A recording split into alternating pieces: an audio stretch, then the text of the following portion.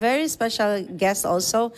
He's a composer. Yeah, he's the one who composed our theme song for My Journey with God. And actually, their songs influence a lot of us to live a life closer to God. And if you have noticed, Pastor John, sir, every composer, I think, if Seventh-day Adventist, meron talaga tayong identity na pag ganitong mga kanta, Seventh-day Adventist yan. Yung reminding us of how... pinaghuhugutan na. Yeah.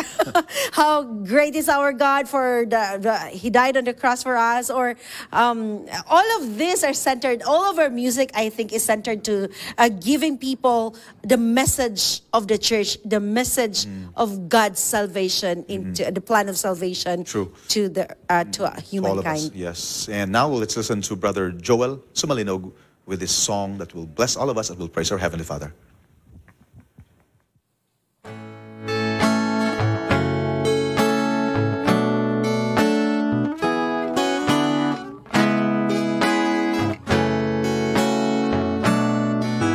Ang panahon matapos na, ugmamauli tanang buluhaton maundang ra, ug ning kalibutan mubiya kita. Tanang mga butang biyaan ta, igsuon ko mahimo ba ang biyahe ta sa langit, magbayhon ra, ug sa kanganod sapnayon ra kita.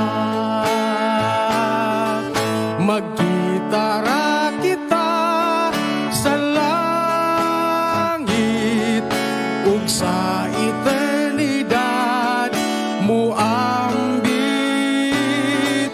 ang pununta ang purong-purong sa kinabuhing dayon.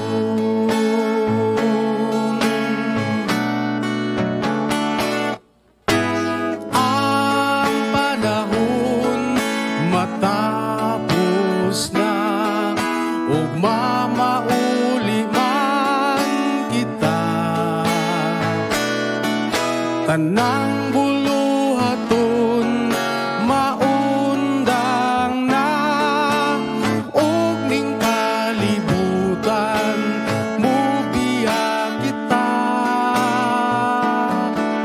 Tanang mga butang biyaan ta, igsuon ko mahimo ba ang biyahe ta sa langit, magbayhon ra, ug sa panganod sapnayon ra kita. Magkita ra kita sa langit, ug sa eternidad muambi ang pununta ang purong-purong sa kinabuhing dayon. Magkita ra kita sa langit, ug sa eternidad muambi ang pununta ang purong-purong sa kinabuhing dayon. Ang pununta ang purong-purong sa kinabuhing dayon. Sa kinabuhing dayon.